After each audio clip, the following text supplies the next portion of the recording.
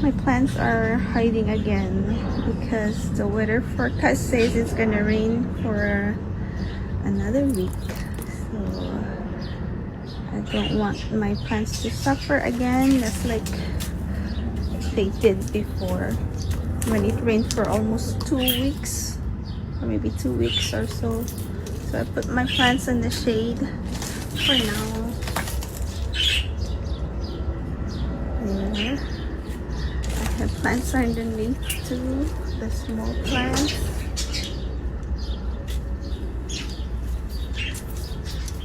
And on our porch, I'll put some of my plants that are newly potted so they won't get too much water this week.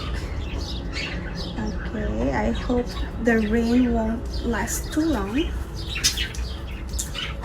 And have a great week, everybody. Aloha.